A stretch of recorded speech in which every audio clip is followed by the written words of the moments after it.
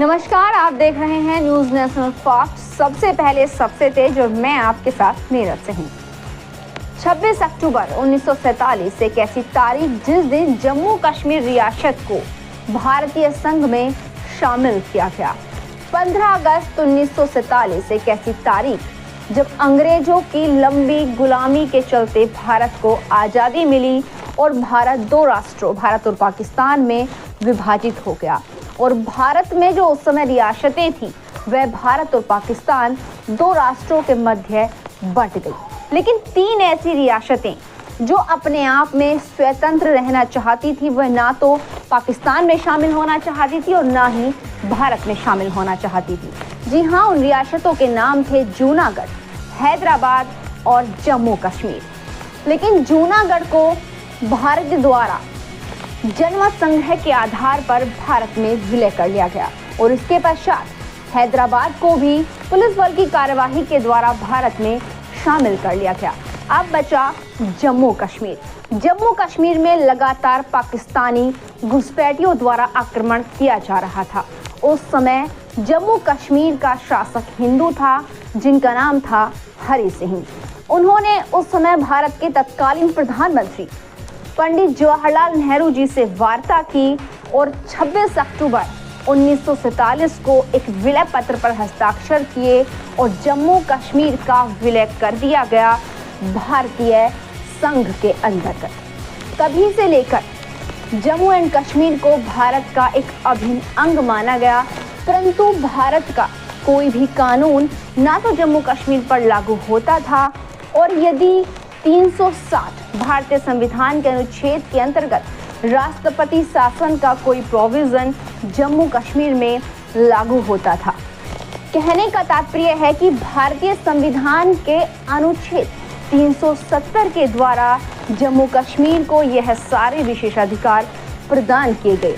लेकिन एक दिन ऐसा आया जब इस अनुच्छेद को भारतीय संविधान से निष्प्रभावित कर दिया गया और वह दिन था 5 अगस्त 2019। जी हाँ, बिल्कुल सही सुना आपने। 5 अगस्त 2019 को आर्टिकल 370 को भारत के राष्ट्रपति के द्वारा निष्प्रभावित कर दिया गया और उसके पश्चात 31 अक्टूबर 2019 को भारत की जितने भी विधियां थी और यहाँ तक कि आर्टिकल 360 के प्रोविजंस भी जम्मू एंड कश्मीर पर लागू होने शुरू हो गए।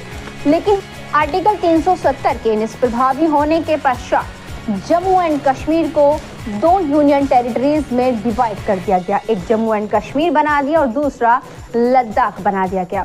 लेकिन वो कहते हैं ना कि किसी भी काम को करने के लिए जितने पॉजिटिव पहलू होते हैं उतने ही नेगेटिव पहलू भी होते हैं। जब 370 को निष्प्रभावी किया गया उसके पश्चात 2019 से बहुत सी याचिकाएं सुप्रीम कोर्ट में डाली गईं कि आर्टिकल 370 को निष्प्रभावी करने वाला जो राष्ट्रपति का आदेश था वो असंवैधानिक है और उसको रद्द कर दिया जाए। इन सभी याचिकाओं के चलते 11 दिसंबर 2023 को यानी कल भारत के माननीय सुप्रीम कोर्ट के द्वारा एक डिसीजन दिया गया और कहा गया कि आर्टिकल 370 को रद्द करने वाला जो राष्ट्रपति का आदेश था वो पूरी तरह से वैध था और उसको बरकरार रखा जाएगा। जी हाँ, बिल्कुल सही सुना। सुप्रीम कोर्ट ने आदेश दिया है कि आर्टिकल 370 को रद्द करना सरकार का एक सही और उचित फैसला था और इसी के चलते माननीय उच्चतम न्यायालय ने इस मामले में 10 ऐसे बिंदु रखे जिनको लगातार प्रभावी बनाने का आदेश दिया गया है। ये बिंदु निम्न प्रकार से हैं कि आर्टिकल 370 को हटाए जाने का फैसला सही है। जम्मू एंड कश्मीर भारत का अभिन्न अंग है और उसके पास अन्य राज्यों से अलग आंतरिक संप्रभुता नहीं है। और साथ ही जब 360 के अंतर्गत जम्मू एंड कश्मीर में राष्ट्रपति शासन लगाया जाएगा तो केंद्र सरकार की शक्ति को राज्य सरकार चुनौती नहीं दे सकती।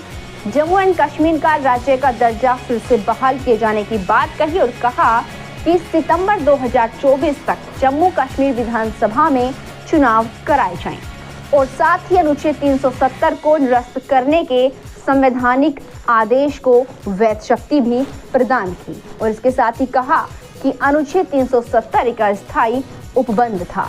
जम्मू एंड कश्मीर की संविधान सभा का अस्तित्व समाप्त होते ही उसका विशेष अस्तित्व भी समाप्त हो गया। यह बात सुप्रीम कोर्ट ने कही। इसके साथ ही सुप्रीम कोर्ट ने कहा कि अगस्त 2019 में जम्मू एंड कश्मीर से केंद्र शासित प्रदेश लद्दाख को अलग करने के फैसला बिल्कुल ही वैध है और इसे बरकरार रखा जाएगा।